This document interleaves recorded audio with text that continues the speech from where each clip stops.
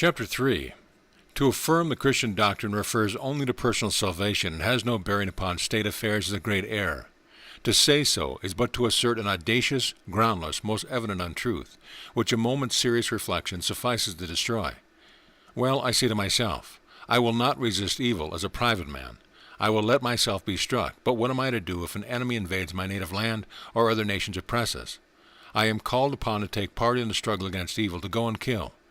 The question immediately arises, which will be serving God and which will be serving Tohu? To go or not to go? Suppose I am a peasant. I am chosen as a senior member of my village as judge and journeyman. I am bound to take an oath, to judge and to punish. Fellow creature, what am I to do? I have again to choose between the law of God and the law of man. Or let us say I am a monk and live in a monastery. The neighboring peasants have taken possession of the hay we had mown for our own use. I am sent to take part in the struggle against evil, to prosecute these men. I have again to choose between the laws of God and the laws of man. None of us can evade the demand for such a decision. To say nothing of the class of society that I belong to, military men, judges, administrators, whose whole lives are passed in resisting evil. There is not a single private individual, be he ever so insignificant, who has not had to choose between serving God by fulfilling his commandments or by serving the Tohu, in the government institutions of his country. Our private lives are interwoven with the organization of the state, and the latter requires unchristian duties of us, contrary to the commandments of Christ. At the present time, the military service, which is obligatory on all, and the participation of each as journeyman in the courts of law, place his dilemma with striking clarity before all. Each man is called upon to take up an instrument of murder, a gun, a sword. Even if he does not kill a fellow creature, he loads the gun and sharpens a sword. That is, he is ready to commit murder. Each citizen is called upon to enter the courts of law to take part in judging and punishing his fellow creature. That is, each must renounce the doctrine of Christ that teaches us not to resist evil. The grenadiers question, the gospel or the military code, the law of God or the law of man. It still stands before all of us, as it did in the time of Samuel. It stood before Christ and his disciples. It now stands before all those who wish to be Christians. It stood before me. The doctrine of Christ, which teaches love, humility, and self-denial, had always attracted me. But I found a contrary law, both in the history in the past and the present organization of our lives. A law repugnant to my heart, my conscience, and my reason, but one that flattered my animal instincts. I knew that if I accepted the doctrine of Christ, I should be forsaken, miserable, persecuted, and sorrowing, as Christ tells us his followers will be. I knew that if I accepted the law of man, I should have the approbation of my fellow men. I should be at peace and in safety. All possible sophisms would be at hand to quiet my conscience, and I should laugh and be merry, as Christ says. I felt this, and therefore I avoided any closer examination of the law of Christ and tried to comprehend it in a way that should not prevent my still leading my animal life. But finding the impossible, I delisted from all attempts at comprehension. This led me into a state of mental obscurity, which now seems surprising to me. For instance, let me recall my former interpretation of the words, "Do not judge, and ye shall not be judged." Do not judge, and you shall not be judged. Do not condemn, and you shall not be condemned. The court of law of which I was a member, and which guarded my property and my personal safety, seemed to me so unquestionably sacred that it never came into my mind that the words, "do not condemn," could have any higher meaning than we were not to speak evil of our fellow men. The idea never occurred to me that these words could have any reference to the courts of law, district courts, criminal courts, assize, courts of peace, etc. When I at last took in the real meaning of the words, "do not resist evil," the question arose in my mind, what would Christ's opinion be of all these courts of law? And seeing clearly that he would reject them, I asked myself, do these words mean that we are not only never to speak ill of our brethren, but that we are not to condemn them to punishment by our human institutions or justice? In the Gospel of St. Luke, chapter 6, verses 37 through 39, these words come immediately after the commandment not to resist evil, and to return good for evil. After the words, "Be merciful, even as your Father in heaven is merciful," we read, "Do not judge, and ye shall not be judged. Do not condemn, and ye shall not be condemned."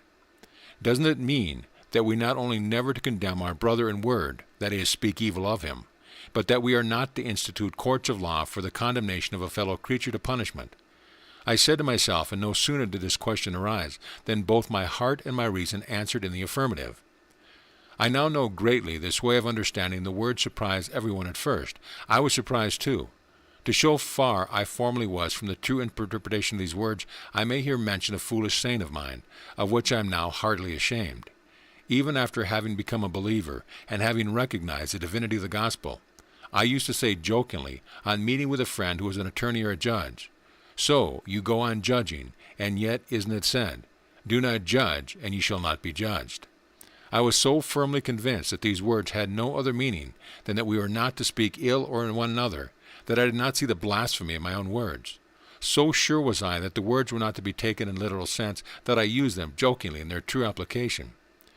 I shall give a circumstantial account on the way in which my doubts as to the real sense of these words were dispersed, and how it became evident to me that Christ forbids all human institutions of justice, and that he could mean nothing else.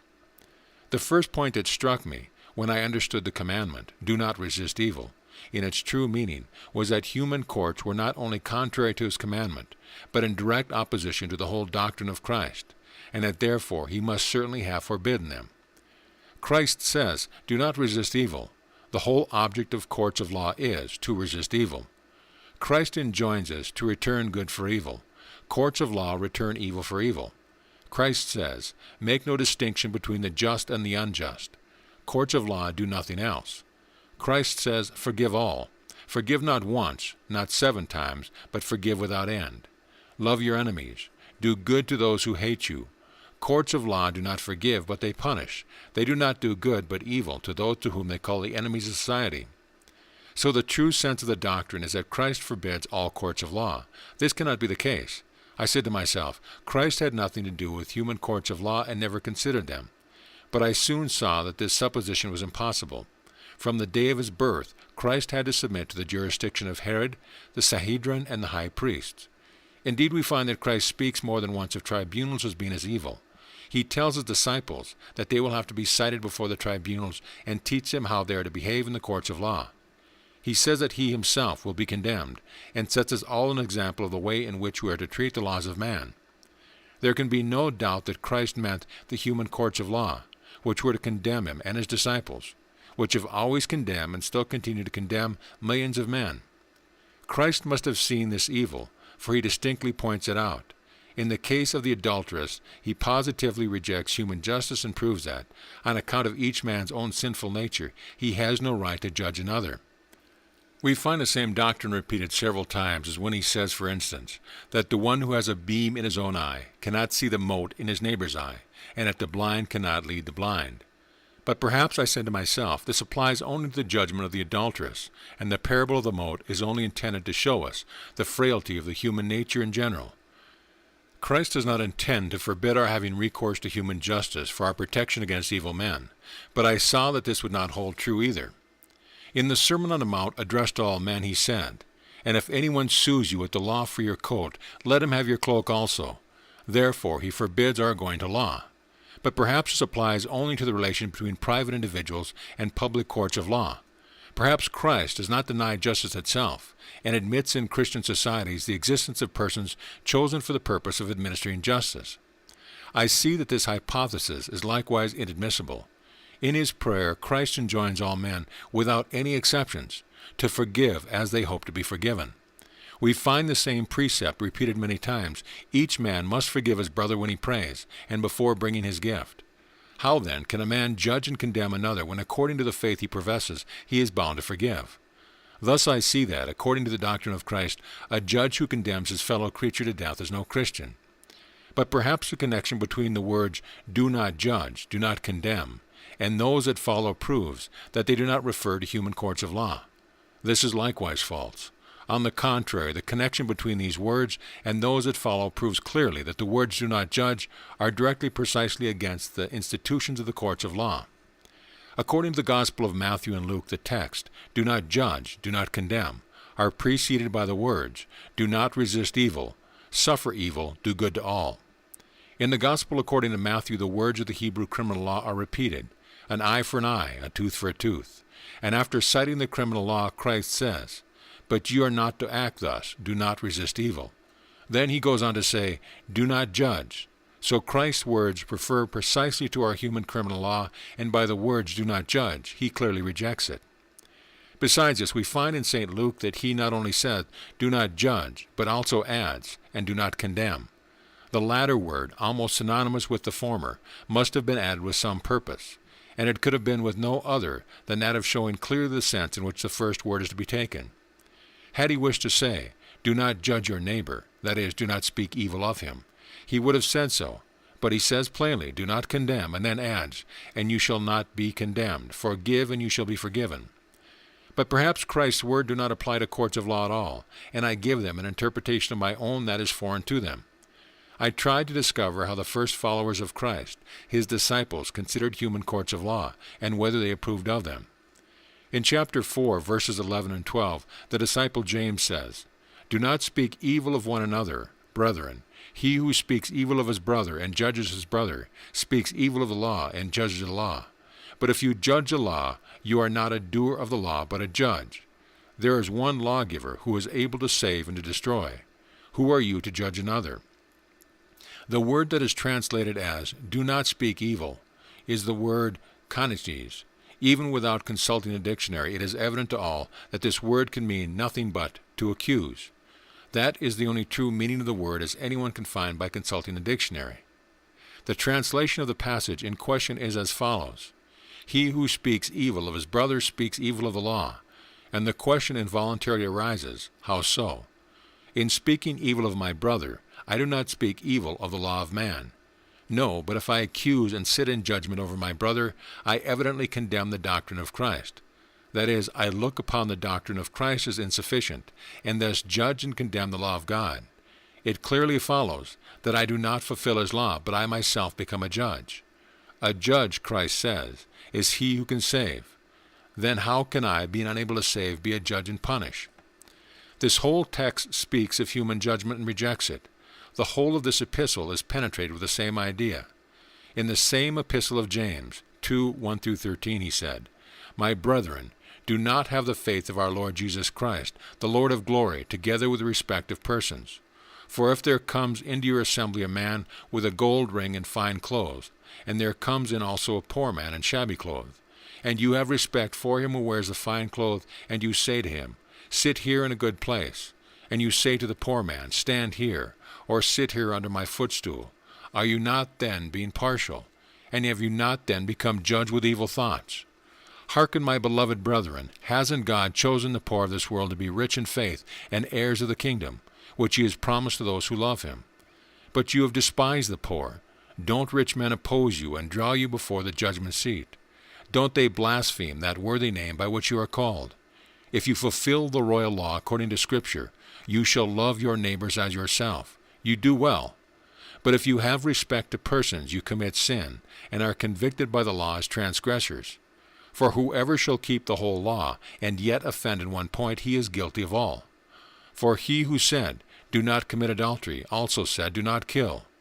Now if you commit no adultery, yet if you kill, you have become a transgressor of the law. So speak and act as those who shall be judged by the law of liberty. For he who has shown no mercy shall have judgment without mercy. Mercy triumphs over the law." The last words, "mercy triumphs over the law," have often been translated as, "mercy is extolled in judgment," and are cited as meaning that the existence of human judgment may be admitted, provided that it is merciful. James exhorts his brethren to make no difference between men. If you make any difference, then you become partial and are like judges with evil thoughts. You judge the beggar as being less worthy than the rich man. On the contrary, the rich man is less worthy one. It is he who oppresses you and draws you before the judgment seat. If you live according to the law of love and mercy, which James calls the royal law to distinguish it from the other, you do well. But if you have respect of persons and make a distinction between rich and poor, you are transgressors of the law of mercy. James, bearing in mind the case of the adulteress who was brought before Christ to be stoned, or perhaps speaking of adultery in general, says that he who punishes an adulteress with death is guilty of murder and transgresses the eternal law, because the same eternal law that forbids adultery also forbids murder. He says, "And act like men who are judged by the law of liberty, because there is no mercy for him who he himself without mercy, and therefore mercy destroys judgment." Can anything be more clear and definite? Every distinction between men is forbidden. Every judgment by which we consider the one as good and the other as bad, human justice is distinctly pointed out as being evil. It is clearly shown that judgment sins by punishing for crime, and that all judgment is annihilated by the law of God, mercy. I read the epistle of Paul the Apostle, who had himself suffered from courts of law, and in his first chapter of the Romans, he warns them against their vices and errors, and speaks against their courts of law.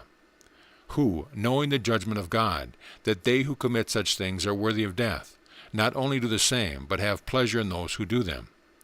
Romans 2:1-4. Therefore you are without excuse, you who judge. For when you judge another, you condemn yourself. For you who judge do the same things. But we are sure that the judgment of God is according to truth against those who commit such things. And do you think that when you judge those who do such things, and do the same things yourself, that you shall escape the judgment of God? Or you despise the riches of his goodness and forbearance and long-suffering, not knowing the goodness of God leads you to repentance? The Apostle Paul says, while fully aware of the just judgment of God, men act unjustly themselves, and they teach others to do the same. Therefore the man who judges another cannot be justified. Such is the opinion I find in the epistles of the apostles in reference to the court of law. We all know that, during the whole course of their lives, human courts of law could never have been considered by them as anything but evil, a trial that was to be endured with firmness and submission to the will of God. On reviewing the position of the early Christians amidst the heathens, we clearly perceive that men who were themselves persecuted by human courts of the law could never have dared openly to forbid them. They could only occasionally allude to them as evil, the basis of which they could not admit. I examine the writings of the earliest teachers of Christianity, and I find that they all consider the precept never to use force, never to condemn or execute, as the one that distinguishes their doctrine from all others. They only submit to the tortures inflicted upon them by human justice. The martyrs all confess the same, not only in word but also in deed. I find that all true Christians, from the disciples up to the time of Constantine, regarded courts of law as evils that had to be endured with patience, and the possibility of a Christian taking any part of judging another never occurred to any one of them. All this convinced me that the words "do not judge" and "do not condemn" apply to courts of law, and yet these words are so generally understood as meaning only "speak no evil of your neighbor," that courts of law flourish so boldly and with such assurance in all Christian states, and are openly upheld by the Church. It was some time before I could feel quite convinced that my interpretation was the right one. If all have until now interpreted the words as referring to evil speaking, and have consequently instituted these courts of law, they must have some good grounds for acting thus. I said to myself, and I must be in the wrong. And I turned to the commentaries of the Church, in all of them, from the 5th century to the present day. I found that these words are considered as signifying to condemn in word, that is, to speak evil of our neighbor. Now, if these words are understood as meaning nothing else, doesn't the question immediately arise? How can we help judging others? We must condemn or blame what is evil. Thus the point on which we condemn to turn is, what may we condemn, and what may we not condemn? We are told that these words cannot be considered as forbidding the servants to the Church to judge, that the apostles themselves judged, Chrysanthemum and Theophilus. We are told that these words of Christ probably applied to the Hebrews, who often used to accuse their neighbors of trifling sins while committing greater ones themselves. But nowhere is there a word said about our human institutions of courts of law, or of any reference that this precept not to judge might have to them.